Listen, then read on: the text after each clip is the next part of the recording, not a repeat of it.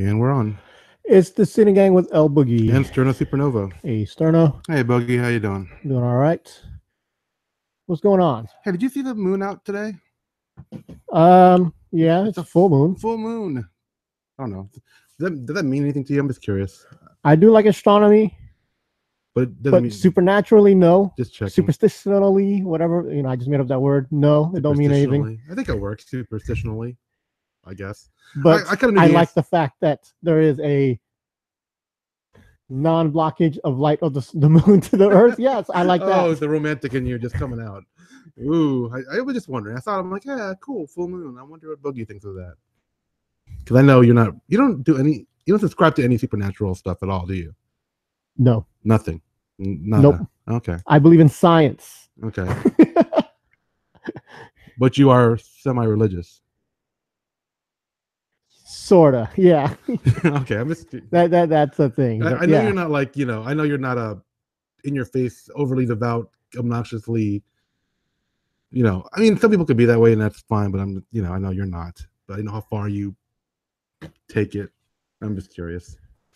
Yeah, I think it's cool too. I don't know. I don't think there's anything supernatural going to happen, but I just thought it was cool look to see. Yeah. No, I don't. Oh, I mean, I believe in the full moon creating bigger tides. Which brings in more fish. That's just science. Which is fine. Yeah, I believe in that. I believe in good fishing on full moon nights. I believe in good fishing on full moon. Yeah, that's what I believe in what? What were you gonna say? There's a little more light outside, so we see better. Those are measurable effects. So there's that's science, which it's fine. Yeah, that's what I like about a full moon. Okay, I think it looks cool. I guess because of the extra light that's coming, because of the location of the moon in relation to the Earth and its orbit and axis and all that other stuff. Yep, it's supposed to be a little closer to the Earth today than some other times, but yeah, it's the science. Yeah, I remember you don't care about all those. If it's like a day where it's 1, 2, 3, 4, where all the dates line up, or when the new millennium. Did you really care about the new millennium when it turned 2000 or 2001? Either one. No, I didn't care. But which one did you care about? I like the number 2000, but I know it's supposedly. So when we went from 99 to 2000, I know it's the first millennium, it's the first 2000 year. So you're going to get extra excited when it turns 2020. A big party? Are you going to dress up? No, I just think it's cool. Because that's the big thing. 2020. The 2020 like eyesight thing? No, just it's two numbers. There's zeros in there. I mean, I'm not like doing anything crazy about it. I don't even, I just think it's neat that we're the ones alive when it was switched from 2000. The new millennium started. We were there. It's cool. People were. I don't know. It's just a neat thing. The only thing I was worried about back then was the Y2K bug, if that was real or not, which wasn't. It didn't really do anything as far as I know. So. Because we were properly prepared. Right. So, yeah, I was just wondering. All right. Just insight into your philosophical, faith-based persona. I don't know. Yeah, I like the full moon. Okay. We're in the holiday season. Yeah. Have you been doing your shopping? Almost exclusively online. If you could see my whole place, it's like full of boxes right now, and I have to. You can throw the boxes away, Well, not till I'm done organizing everything. I might use them for something, or even some of them I actually use for gift boxes. It's a little cheesy, but if it works, it works. Okay. I mean, after Christmas season, I do the grand boxing purge and slice them all down, put them in the recycling bin. So I don't keep them, well, most of them anyway.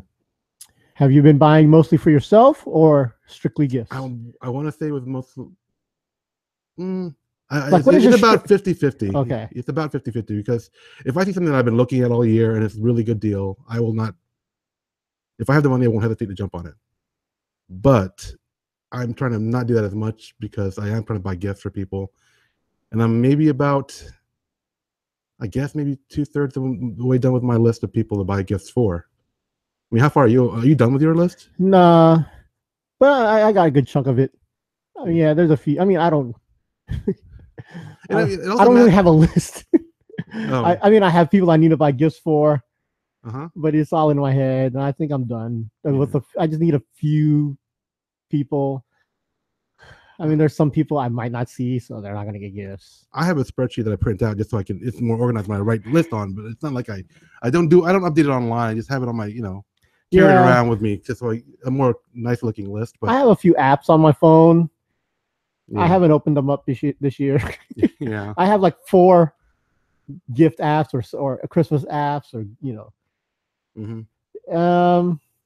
and yeah, I was gonna open it up just to see the list from last year to see who I should be buying for, but I got it all in my head.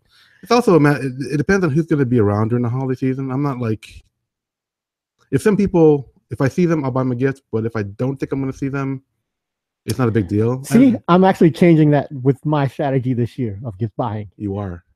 I am. If I don't think I'm gonna see them, I'm not buying them a gift. Even if I think I might see them, I'm not buying them a gift. So it doesn't matter if you see them or not. Basically, you just basically, if there's any possibility you won't see them, you're just not buying them a gift. Yeah. Is that what basically, if I think there's not a possibility of me seeing them, means I probably don't care enough to buy them a gift this year.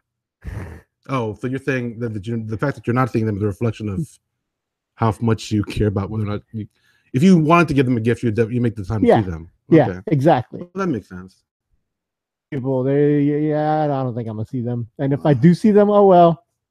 Well, I mean, like I have extended family that may or may not be in town. That's what I'm talking about generally. Yeah, I got extended family too. I got a lot of big extended family. I'm Filipino, so I have first and second cousins I'm probably gonna see or maybe not see. Yeah. So. Right. I've already said who's not getting a gift, which is pretty much all of them. Okay. What have you bought for yourself? Can you say? Yeah, I bought some. Like I bought a Fire Stick. I bought Ooh, you went all out there. I'm not done. Welcome to 2013. I bought myself a Sphero R2D2 on sale, and I bought what else did I buy? I bought some other stuff like shirts and stuff that I thought were pretty good for the price. Some t-shirts. So I mean, it wasn't anything huge besides the R2D2, but it was a good chunk of stuff. That's what I'm saying. Like basically half of my shopping so far has been for myself, which I feel kind of bad about, so I'm just cutting it off right now. But it doesn't really matter because I already bought all the big stuff I was going to buy. And for yourself, anything big or just kind of nothing really? I bought a car stereo. Oh, you did? Which I wasn't planning on buying, but I told you I was going to buy one. It's in my plans. Right. In fact, I was planning to buy it in maybe February. Right. I mean, I recently got a newer car and it's still got a stock radio, and I hate a stock radio. Oh, I know. I hate a stock radio. But another thing is the other car, I had a decent radio, but the new stock radio, it just sucks. Can't even pair up with your phone, right? Yeah, the Bluetooth sucks. A lot of it sucks. And I'm the kind of guy like I can't deal with it. But I was planning to suck it up. Yeah, suck it up for another few months. Yeah, we talked about this. What changed to make you? There was one on sale. Okay, yeah. Black Friday sale kind of thing, Cyber Monday sale, and it was like better than the one I'm already looking at. I was gonna I had a set for the radio I'm gonna buy, and this one was just like a few dollars more, and it's way better.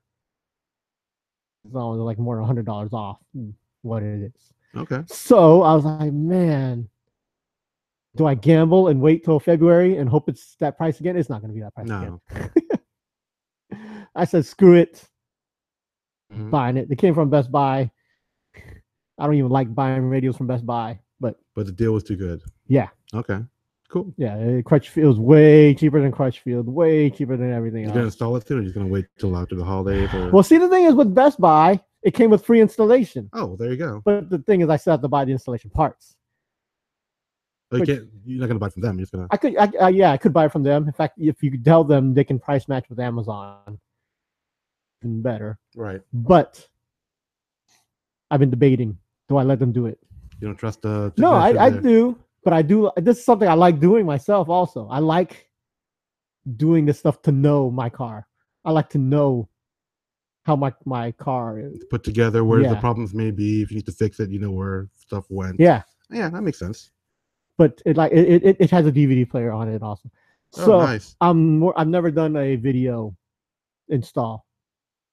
Mm. So I am a little worried if I do it Mm. myself. Because there's a little few things with video installs where like it has to hook up to something because it's illegal. Because when you're driving, it's supposed to automatically turn off. It's illegal to drive with the video running, which I believe is connected to the parking. I don't know. to the handbrake. I mean, not the handbrake, to the ignition, the shift. Right. I do know I don't have a manual. If I had a manual, it'd be even harder. But I mean, there are harnesses out there. So you've been looking at YouTube videos on how people have done it, or no, not yet. Not yet. Not yet. I'm still debating. I mean, like I said, I gotta let the Best Buy guys do it. I got the one of the deals for the Cyber Monday, Black Friday thing was the free installation, which is normally like $100. Okay. Does it expire? The deal I don't know. Okay. I don't know. That's not something I'd say. He's like, does it expire? Can I do this in 2 years? Well, I mean, like if you wait like past a month or 2 months or 3 months. Oh, in fact, I believe they're booked. I did book an appointment with them just in case I do take it. And it's like in 3 weeks because that's like the earliest I can get. Nice. But I might cancel it. So, because like I said, I do like doing this stuff. I do like taking my car apart and learning the stuff. So I'm at that point where I don't know what to do. Okay. I'm most likely will do it myself, but I am worried I might screw it up. If Best Buy screws it up, then I can say, "Yo, y'all screwed it up. Y'all owe me whatever, a new car." Yeah. So I don't know. What would you do? I would probably just free installation or do it just because yourself? I don't know as much about car or like installing stuff. You know, you helped me install my radio, my new radio and stuff. And you did it, and you saw how I did it. You were there. Yeah. You saw. How easy it was. But you just scared me with a DVD thing that you just mentioned earlier. But yeah, I'd probably just let them do it. But you know, I do admit that I wouldn't know half the stuff I knew about computers if I didn't keep breaking them. You know, like when I first got my computer, like way back, my Pentium 1, I messed it up so many times, and by the time I was done getting it back to where it was, I knew so much about that computer. I knew, you know, and I wasn't scared. Whereas someone else who never done that and buys a computer now, and something goes wrong, they freak out sometimes. And and they'll maybe hastily, you know, go do a computer expert person. Yeah, and spend like $100 for someone to tell them, "Hey, fan's dead." Yeah. Just switch out your $5 fan. You know, something like that. So you're spending $100 some for that. But you're just different because you got it free. You got it free too. So I mean, if you want to do that, but I understand I definitely get what you're saying about knowing how your car's put together. It is. Okay. Yeah, and I don't know who the installer is going to be. It could be the guy's first day. You know, you never know, and he could be like the apprentice person, or it could be a pro who's done 1,000 of my car. And he doesn't care anymore, so he can do it in 10 minutes. Yeah, you never know. You know. So, because one thing I do worry about is like I worry about breaking something like a clip from a car, you know, whereas an expert, you know, they hit it right there and then pull it out. It's good to go, you know, because they've done 100 of them. Yeah. So it's not a big deal for them. Yeah. So I don't know. Okay. I mean, it's so much easier just to drop it off and have them do it while I go shopping or watch a movie. Yeah. And then come back 2 hours later and then just drive off with the new radio. No troubleshooting, nothing. Whereas if I remember the first time I installed the radio, and when I did it, I want to throw a party when I finished because I couldn't believe it actually worked. I mean, it took me like 4 hours, but but when I finally did it, it worked, and I couldn't believe. I mean, it was like it was like I graduated. It was like I did something. I was like, wow. And then now, you know, in fact, I did such a terrible job on that car stereo. It was such a mess. Such a mess, but it worked. It worked, which was pretty amazing. Yeah. In fact, I got I got pulled over by a cop once.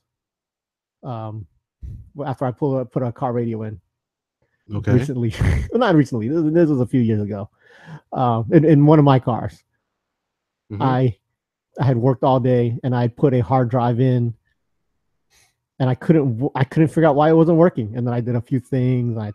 Turns out I was putting a huge hard drive in there, and it takes like a minute for the hard drive to load to up, recognize what to match up here. but it worked. Yeah. I mean, it at the time it was like a, I don't know, it was like a 250 gig hard drive, which was huge. Or 120. It was 128 because I think that was the max that the radio could take, which to me was amazing at the time. Oh yeah. That I put a hard drive with like it to pair up with my radio. This is before Spotify, cell phones connected to your radio. Yeah. So when I put 10,000 songs on my car radio, I was amazed, and I got it to work. And then I decided to drive the car off to see, if it would, have any problems driving. Right. So I got some, I don't remember, Wu-Tang song going. I'm going crazy because it's working. I'm excited. I'm having a party. I'm jumping around. And I'm driving off on the road, and it's actually on the corner over here. Okay. Of your house. Right. There's a stoplight there now, but there wasn't a stoplight there before. There was a stop sign there before. Okay. A stop sign that no one ever stopped at. People would just slow down and curve around and go. Boy, I blew through that stop sign quick. Ooh. And I am jumping and dancing. And next thing you know, I see blue lights in my rearview mirror. I'm like, oh shit, what is he pulling me over for? Is it for the dancing? For the failure to heed a traffic signal? I didn't know it was for that. Traffic fine? I didn't know it was for that. I thought he was pulling me over for dancing because I was one of those crazy people going off in my car. Okay, yeah. To music, and then he, I didn't see where he came from. Later on, he told me where he was. I'm like, where were you? He was like, I was over there in that parking lot. I'm like, damn, you're hidden. But yeah, he told me you didn't stop at that sign. I'm like, I didn't. I thought I did. Of course, I know I did. Of course not. Yeah. There's a sign there. What did that get put there? I was like, oh man, I was distracted.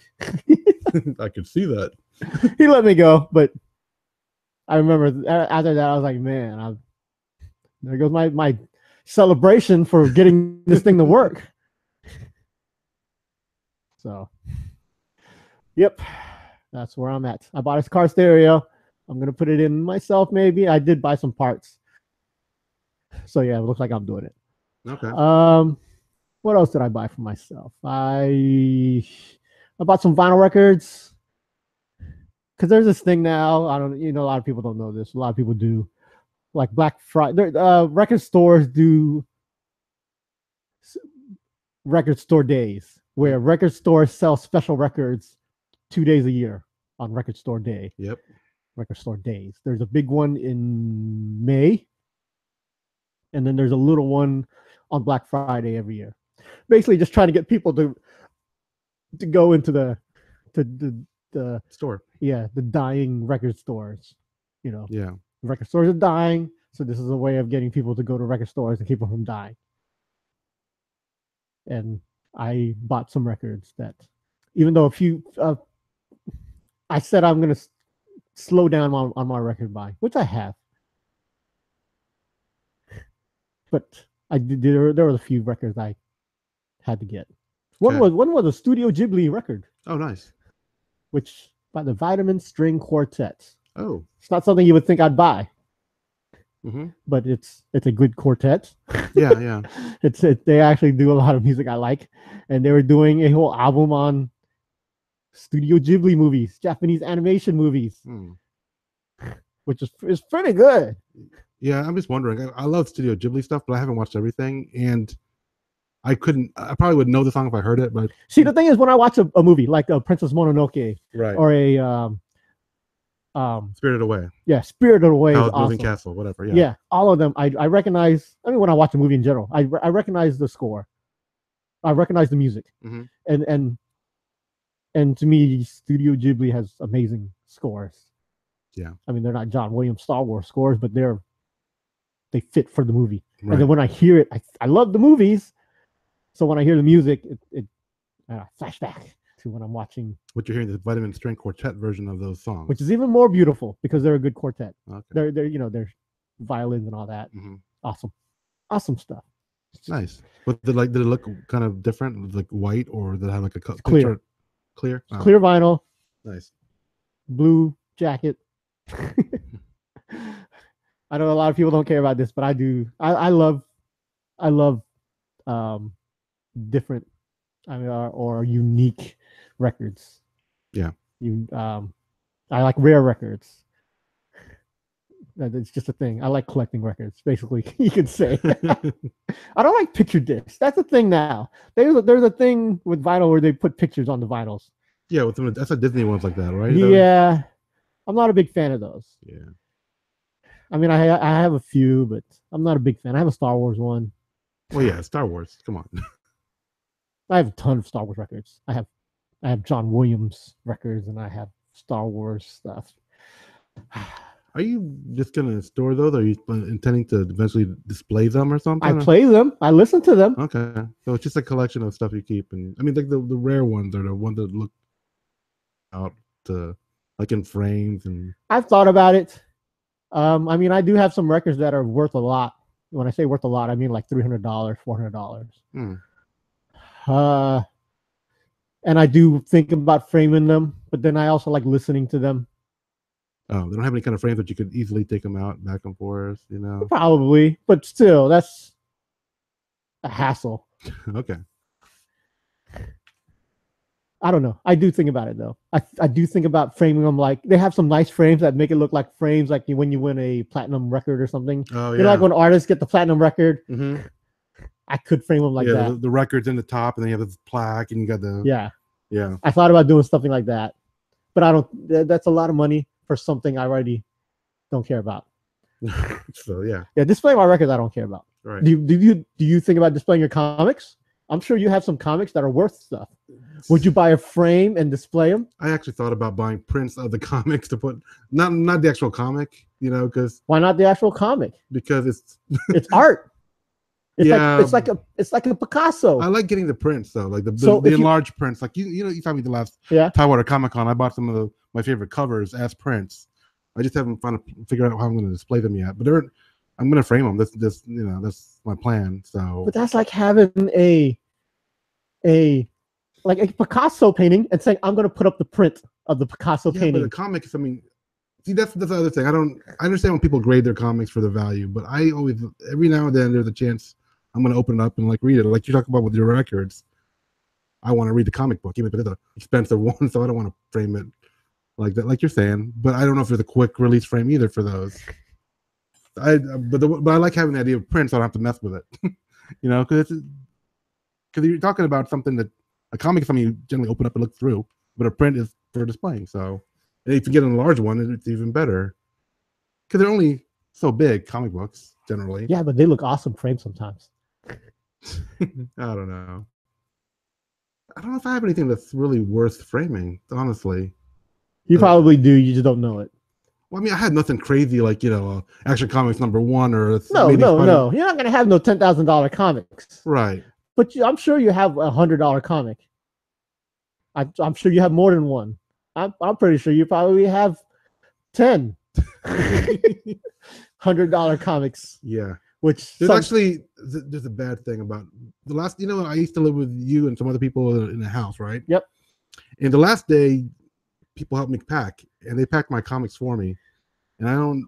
That's your fault. They're still in. I know. I'm not blaming them, but they're still in boxes, and I'm kind of afraid to open up the box to see how they might have been destroyed. Rip off the Band-Aid and just do it.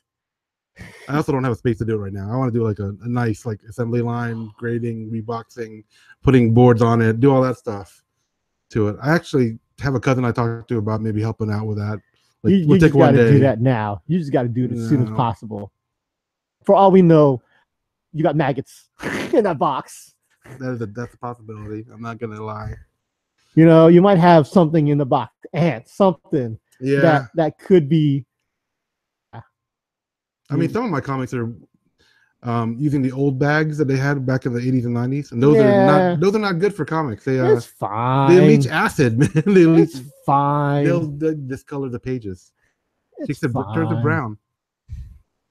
We'll change it. I know. I just haven't done it yet. It's a lot of comics. I'm over 5,000 or 6,000, so Which is like a day.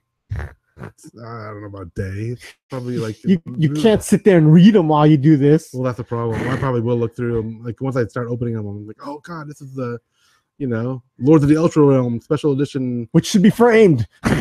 No, I'm only thinking about that one because that was like one of the bought when I was little. Like, whoa, that's pretty messed up. They have these comics out now, and you know this, and you know I buy these that have. Marvel has done these things with hip hop covers. Like they take a hip hop album cover and redo it. Iconic covers. Yeah, they take a hip hop album and then they use it as a cover for a comic book. Whereas instead of like a art inspired by the layout and the subject matter of the original iconic hip hop album. And I bought pretty much all of them. Are you thinking about displaying those? I do have frames for them, which I would display next to the record. Ooh. I would have the record or the CD, because some of them I don't have the records. But I would have the CD, like Nas-O-Matic, and I would have the comic where they did the cover that made it look just like the Nas-O-Matic. Which series was that? I'm just curious if you remember.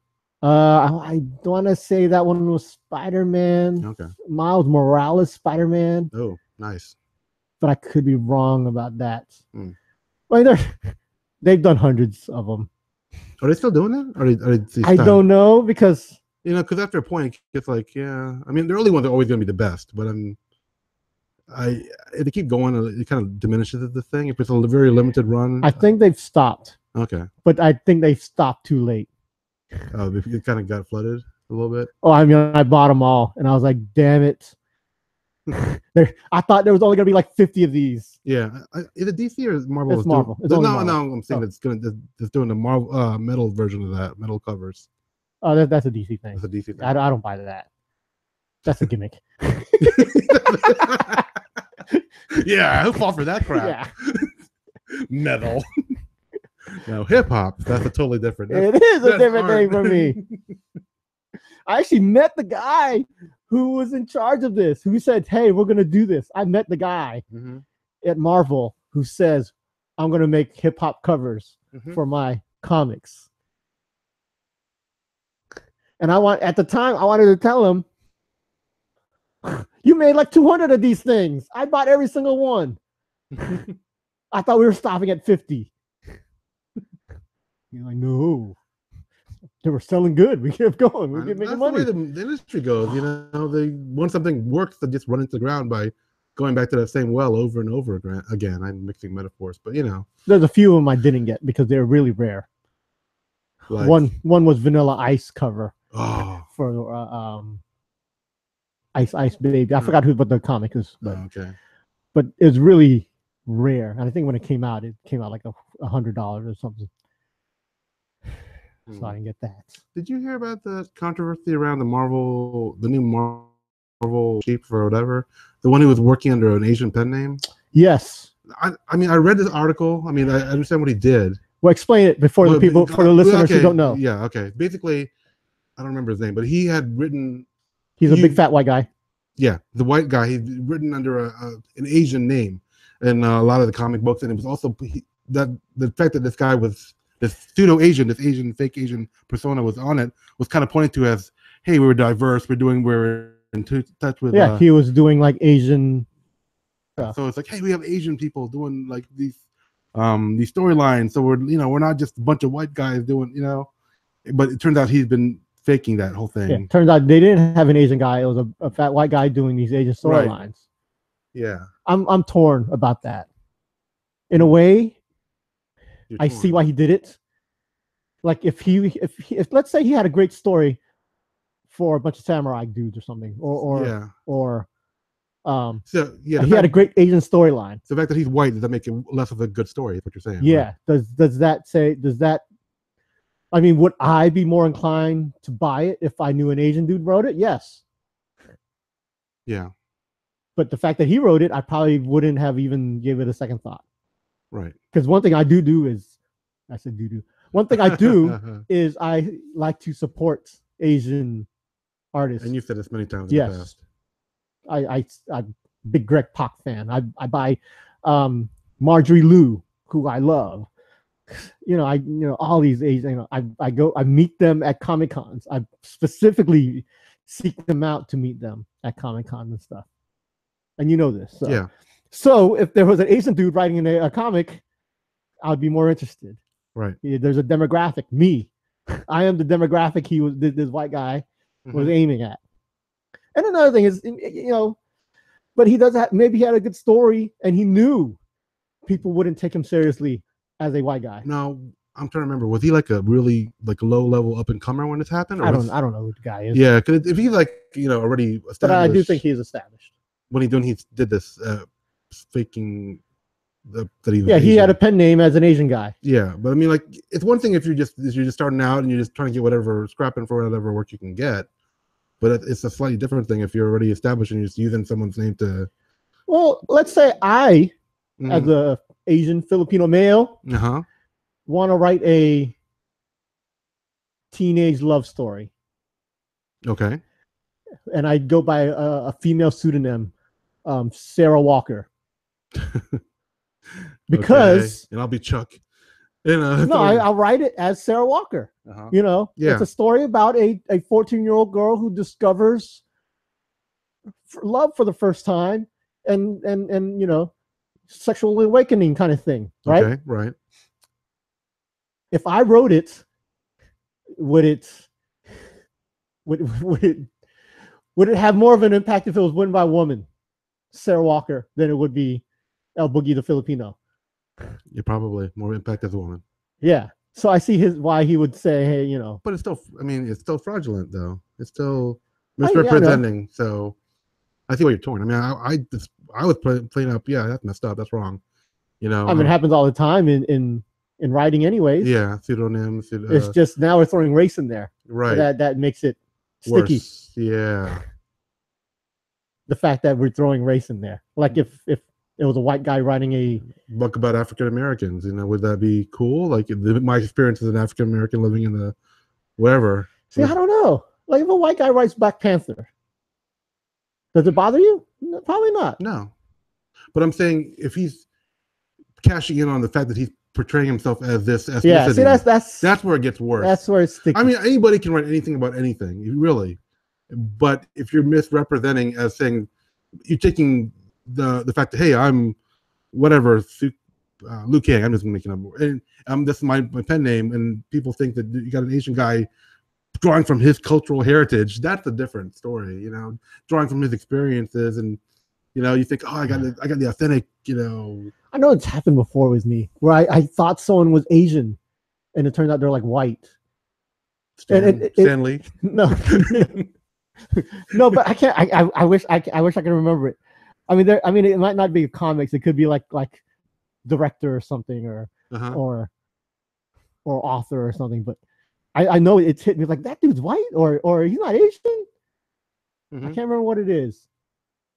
Christina Aguilera. First time I heard Christina Aguilera was the Mulan soundtrack. Yeah, I thought she was Asian.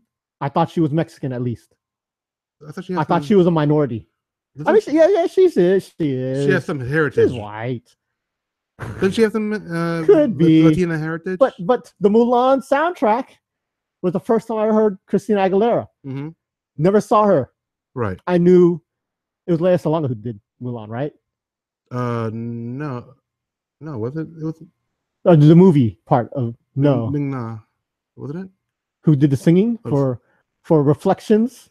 Who did? Maybe you're right. I don't know. I'm not sure. Who did Reflections? I'm not going to say one way or the other because I really don't know for sure. I'm looking it up right now, so we could be sure. Yeah, Reflections, Mulan. So what are we going to say about it? Yeah, Lea Salonga, Vanessa Mae also has a version, but Lea Salonga sang Reflections, and I knew that in the movie. Right. But then an unknown named Christina Aguilera sang the pop version, the radio version. Yeah, radio version. And I had never seen her. This is back in 1998. So I'm assuming Christina Aguilera could be a Filipino girl. Oh yeah. I didn't even think about that. I thought that. I mean, looking back now, it's hard to do that because I already know. Yeah, I mean, because she's so ingrained in all of our heads. When I say Christina Aguilera, everyone pops her face in your head. right. But at the time, nobody knew who she was. Right. You know, I was like, man, Christina Aguilera, Mulan, she has to be Asian. And then when you finally see her, I'm like, oh. Yeah. I think I do remember I saw the video where you actually see her, and I was like, oh, that's not who I thought it was going to be. And yeah. I mean, that happens all the time. Eminem, I'm sure the first time people saw Eminem, they were like, whoa. You know? Yeah. So, but it doesn't, Christina Aguilera, I still love her today. Mm-hmm. It didn't change my, liking of her or whatever. In fact, at the time, I was like, man, she's better than Britney Spears. Team Christina. So I like Mandy more. But yeah, so. Where's she at now? This is us. She actually not denounces that time in her life, but she's actually ashamed of that time of her. She's like what Mark Wahlberg used to be when you mentioned Marky would go all she's crazy. Not a big fan of her pop star time in the limelight. Okay. However she feels about it now doesn't bug me either way. But yeah, I don't know about this comic, dude. I don't know. I'm actually okay with it. You don't think you should?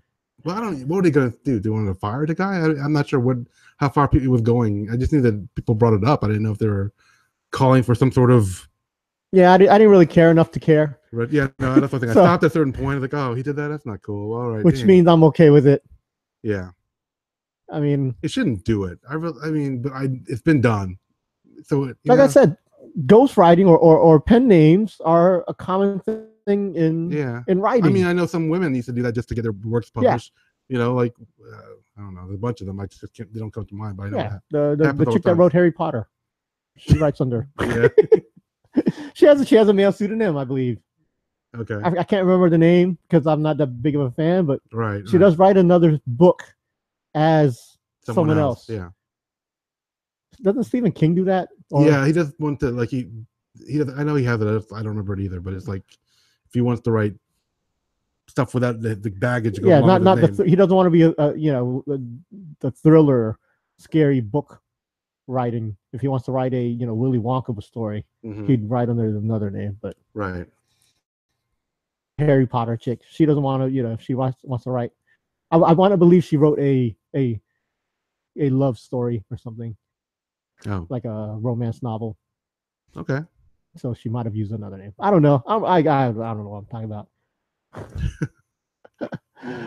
But yeah, you stick in that race issue though. It makes it a little. It's different. I mean, it does. It does. I mean, what can you do? It's just. It is different. But honestly, to me, I don't think it's that big of a deal. If I'm gonna fight about something, it's not gonna be about that. Mm-hmm.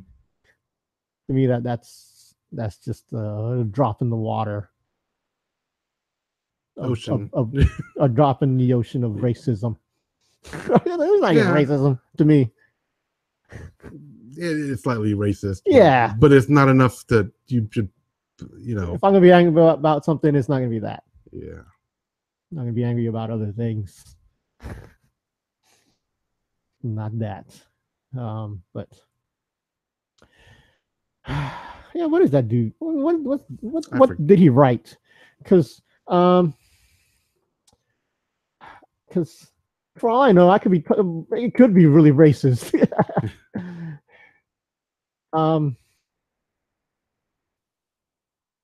Yeah, the yellow face controversy. Oh gosh. His name was Akira Yoshida. It is a big name guy. I guess you don't know him. Akira Yoshida? No, C.B. Sobolski. Not really. Oh man, he's a big name. See, he is. I don't really the stuff, especially since I don't collect really anymore. He's a big name. He is up there. He's of comics. Uh-oh. Time guy. Um, but yeah. And this actually happened a long time ago. Right. It didn't happen recently. Yeah. It happened 17 years ago. Yeah, he even apologizes for it because he said, yeah, he was young and naive, and at the time, um, but it's been dealt with. So I give him a pass. I'll give him a Because of the pass. young and naive part. Yeah. Okay. And the fact that it did happen in 2000, which is a different time, and I can't. It's so bad to say that because right now all the news with all the sexual assault stuff, that happened years ago when it was a different time. But you don't equate sexual assault with running under an Asian pseudonym to give yourself Asian cred. Okay. I mean, I understand the time frame thing, but it's a different thing altogether. But it's still wrong. Yeah. Yeah. So, I mean, I'll give him a pass. See, yeah, Sobolski, you get a pass from l-boogy. Yeah. Okay. I accept your apologies, and let's move on. Just give us the reparations, and we'll be happy. Yeah. Free comic Here's books. one guy, Joshua Luna, who I believe is one of the Luna brothers, who we've met. Asian Filipino writer. Okay. Right? He says it's equal parts shocking, disappointing, and discouraging. It's not necessarily strange to use a pseudonym, like we just said. Yep.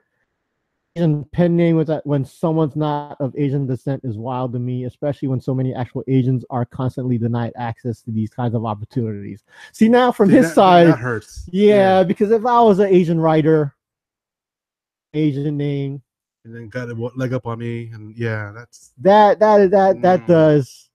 He does make a point. Yeah, because there's only a limited number of opportunities, and if he took one using just by faking his name, that is. See, that's something. It's hard to. I don't know if I give him a pass. I can. Yeah, see, Luna explained that Sobolski's actions sting in part because Marvel's long history of problematic representations of Asians in comics. Iron Fist has been criticized for perpetuating white savior. Master of Kung Fu. Yeah, Daredevils received backlash for the ninjas. They're two-dimensional, bad ninjas. Guys. Those damn Asians and their martial artist ways. They're stereotypes. Yeah. And then Doctor Strange is Tibetan, the ancient one, is thought to be another incarnation of the old Asian sage stereotype. That one doesn't bother me as much, but but it goes. Basically, it's a list of Asian issues with Marvel comics. Right. So I give you a pass still, but more begrudgingly, I guess. Yeah, I do accept your apology, CB Sobolski.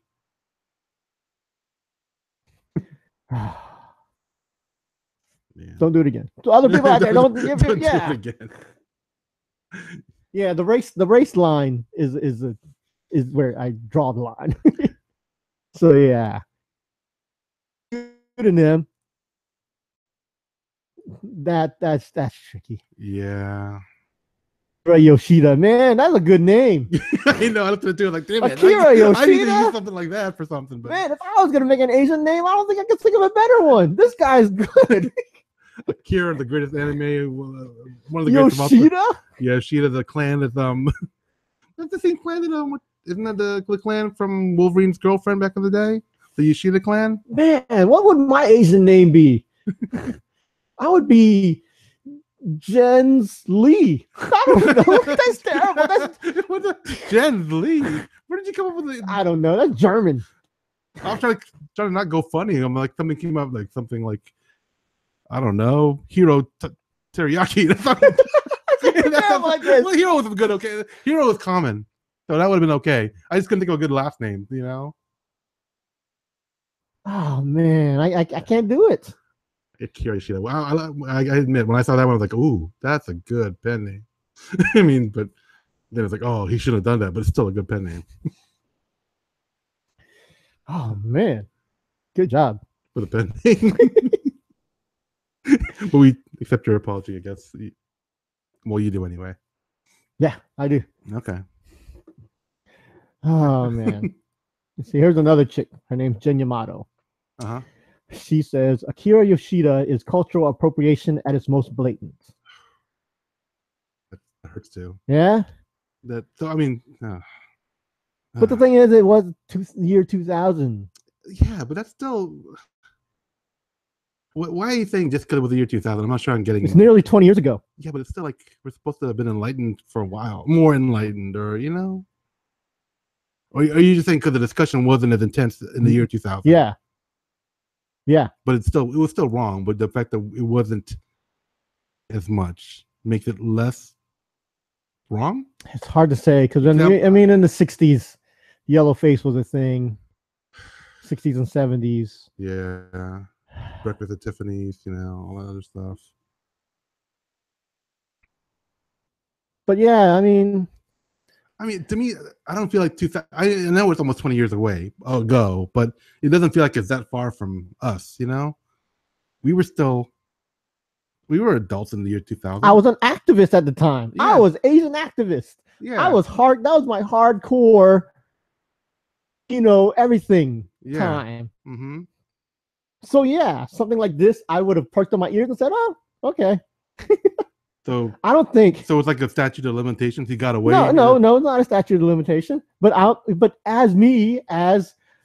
all over Asian Avenue in 2000. Yeah, you got in the year 2000. You got me on it. I still use my. That's how hardcore Asian I was. I supported Asian Avenue events. I helped put Asian Avenue events together. Do people know what Asian Avenue is anymore? It's basically your Asian Facebook. Yeah. It was your Asian. It was Asian MySpace at the time. Right. You make your own little page and it's Asian. I mean, yeah. Man. But I mean, I'm saying as me, I was hardcore activist at that time. Yeah. I think I would have been okay with. I mean, not okay with it, but it wouldn't have bothered me back then either. I don't think. Really? Yes. Oh, I don't know. I was thinking you're gonna say something opposite of that. What does it bother you? It bothers me, but I was never as active in this kind of stuff as you were. As far as it's hard for me to get the outrage, I mean, I'm trying not to. I was more like you are now the whole time, trying to see both sides. Maybe it's not too bad, but it's still wrong. So I don't know if I would. I don't know. It bothered me, and other Asians' perspective on it do, like I said, oh, that hurts, because that's a good point. That it's a cultural appropriation. It's taking away opportunities that are very limited to begin with. So those things are very good points. Yeah. But if I hadn't heard that, maybe I would have been like, oh, that's messed up. You should have done it and then moved on. I mean, does it bother you that what's the name of that show? Show. The one that Bruce Lee. Oh, the something of the dragon, the movie. No. When Bruce Lee wanted to make a show. Oh, Kung Fu. Kung Fu. The David Carradine. Yeah. Does it bother you that David Carradine did it, not Bruce Lee? I mean, we've seen movies and stuff. When it came out, we were, I don't even know if we were alive when it came out. Was it 60 something? No, it was later than that. 70s. So anyway, Bruce Lee died in 1973. So. Oh yeah, so before I was born. Okay, that makes it easy. But there have been other times. I mean, like in the 80s, The Master. I know you've seen the show The Master. Yeah. Does it bother you that Lee Van Cleef was the Master? Old white guy from The Good, the Bad, and the Ugly. Yeah. No, that didn't bother you, did it? I was a little kid. I wasn't. Does it bother you now? No, not anymore. But I remember watching reruns of Kung Fu, and I'm going, why is he supposed to be Asian? And it did confuse me. I remember that going, he doesn't look Asian to me. Why is he pretend? And it didn't make sense. I never watched the show really anyway, but when I saw a little bits when I would flip channels, I'm like, what kind of Asian is that? And that is a bad thing to put in a young mind. Like, that's their impression of an Asian. I didn't know that he was white. I thought maybe he's some weird, I don't know, some other race, maybe a different kind of Asian I'd never seen. So it was a negative thing. I just didn't know it at the time. You know what I mean? Yeah, but you know it now. Yeah, and bugs me now. Okay. But a lot of that stuff was like if you, when you're younger, you don't notice it as much, or you don't, unless people point it out to you. Like, I did see Breakfast at Tiffany's, I don't know, when I was a little kid, and I was like, man, that depiction of the Asian guy, I was like, that's not right. See, the thing is, that happened at that time. But if someone does that, I mean, yeah, and it sort of makes me mad. But yeah, it doesn't personally. It didn't bother me because I grew up not knowing that was bad. But now, if someone does it today, it does bother me. Right. Yellow face. Anyway, so yeah, if someone today starts writing as an Asian dude, yeah, I'm gonna be pissed off. But this happened 17 years ago. Yeah, it's a little. It's close. Different. Yeah, and I do understand. I mean, yeah, now that Asian writers have a hard time getting in the door, and this guy basically took a job away from an Asian writer. Right. Yeah, as Akira Yoshida. I know we like that name, but yeah. Whereas they probably could have looked for an Asian person to write this. Right. So. And then it goes back to your original thing, like, what does it matter if it's a great story? People could put that out there. Like, did it have to be an Asian to write this? I'm not subscribing to that position, but I'm saying people could come up with that. Like, yeah, why does it matter so much? What if there was no Asian at that time had written a story that was worthy of publishing? That kind of thing. And so it is a sticky question. I still think it's wrong. Yeah. Yeah. I mean, the whole, it goes on to the Hollywood stuff, the Hollywood actors, whitewashing, all that. Yeah, it can go that way, and the fact that is such a prominent thing to us right now makes this, something I should be thinking about. Right. So I don't know. Maybe I'm changing my mind now. So you're taking away the past? I don't know yet. I don't know yet. Well, we'll think about it. Yeah, think about some more. Yeah, there's a book that just came out called Artemis, written by the same guy who wrote The Martian. Okay. This guy's awesome. But when I was at Comic-Con, I went to the panel where they talk about the book Artemis, about a colony on the moon, about people who moved to the moon and live there now. Okay. That makes sense because she's the goddess of the moon. Well, was living on the moon. She's Saudi Arabian, and they want to pull off a heist, like crime. Right. So basically, Ocean's 11 on the moon. That's what this book is about. Okay. The book was read by Rosario Dawson, who is a Puerto Rican, chick. She reads it good. She's really into it, and so now there's talk about making this book Artemis into a movie. And everyone's like, oh, Rosario Dawson would be perfect for it because the way she read the book, the way she's into the character. She knows the character. Yeah, but she's not Saudi Arabian. Yes. So they asked her. Someone when I was at Comic-Con, someone asked her, would you be doing the role when they make this a movie? And she says, it would be an honor, but I am sure they will find a better Saudi Arabian actress who can fit the role more properly than she would. So she was saying should be a Saudi Arabian chick who should be doing the role in this Artemis movie, which they will do because the book I heard is so awesome. That's one of the things I'm actually trying to buy for myself on this holiday season. The book Artemis? Yes.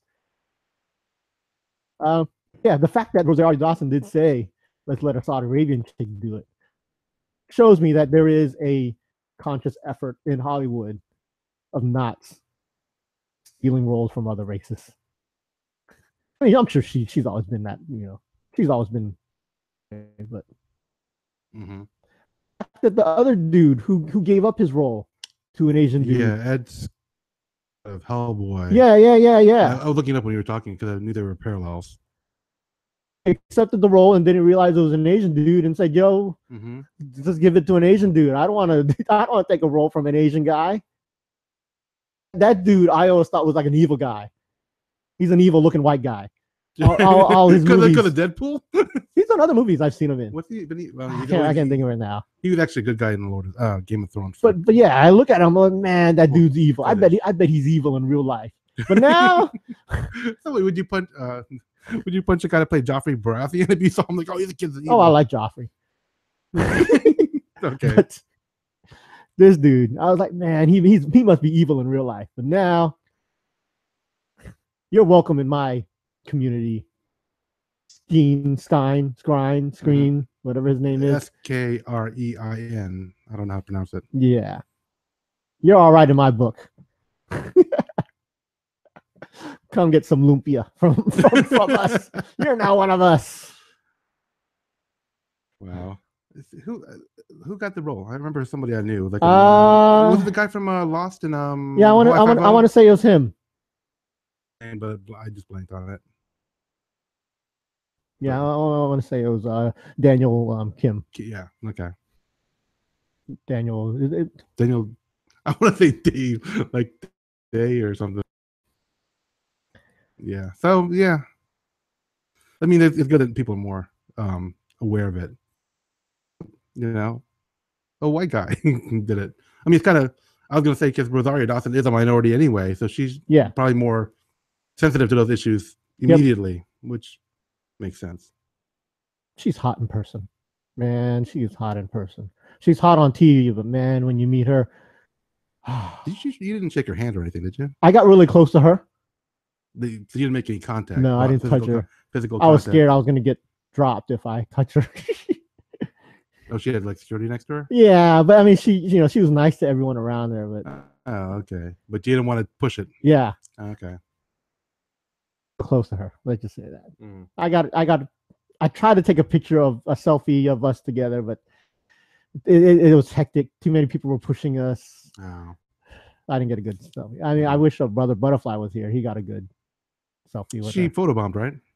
Yeah, he was taking a picture of her walking by with her in the background. And she recognized it and posed. Oh, okay. So it wasn't a photo. It wasn't like he was taking a selfie of himself and she just happened to be there. Oh, he was taking a picture knowing she was going to be in the background. I misunderstood the story. Is what I'm saying. I thought she photobombed. He knew she was going to be in the background. Oh. So it was going to be one of those things like, look who's in the background. Oh, right. It's happening. So she posed. Nice. So yeah, I wish he was here to tell that story because that's his story. That no one's ever going to believe because. Well, he's got photo evidence of some of it, right? Yeah. But that sucks. I got a picture of him doing it. Oh, okay. So. All right, let's do a Tagalog word of the day. Sure. This is the part of the podcast where we educate our listeners on the Filipino language. Neither Boogie or I are actual native speakers of Filipino or Tagalog, so if we get some aspect of the word incorrect, like its pronunciation, grammatical usage, or some part of its meaning, feel free to let us know because we value your feedback. But keep in mind, and we've always said this, we do not claim to be a knowledge-based educational type podcast. What we're offering you is just a little piece of the culture that you might want to share in, friendly conversation. But again, if we don't get it exactly right, sorry, just let us know, and we appreciate that. Do you have a word, Boogie?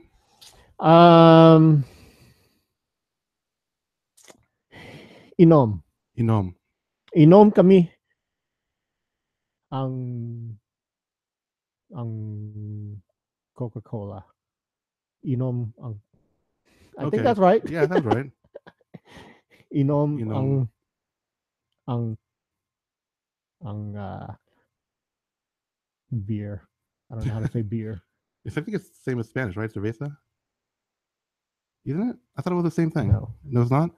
Yeah, I don't think so. I thought it was the same. It's I'm trying to think of all the times my mom yelled at me for don't drink the beer. I don't know. Maybe it's like not cerveza, but cerveza or something like that, where it's a little bit more B. It could be. I don't know, but our word is in which, if you can't figure out by now, it's drink. Right. So let's make inom our word of the day. Inom. It's cerveza, but spelled Serbesa. Beer. Maybe my mom says alcohol when she's like, don't. Okay. Alak. That's it. Alak. That's alcohol? Yeah. Alak. That's what she would always say. That'd be good as a part of your pseudonym. Something Alak. That sounds kind of Alak Jones? No, like Akira Alak. I don't know. I'm just thinking you put it as a last name, or I don't know. Sounds more Middle Eastern. I know. As soon as I said it, like that doesn't sound Asian. Allah Akbar. Allah Akbar. Too soon for the century. All right. Make sure you visit our website, www.sini-gang.com. Or email us at thesinigang@gmail.com. Follow us on Twitter at The Sini-Gang. Find us on facebook.com/Sini-Gang. Or look for our videos on YouTube. Do a search for our URL, www.cini-gang.com, and you should be able to find our videos. And if you do go to one, we'd appreciate it if you left a comment, because that makes us feel really, really good. So until next time, this is Turno Supernova. And this is l-boogy, the Elemental One, saying thanks for listening, and see you now.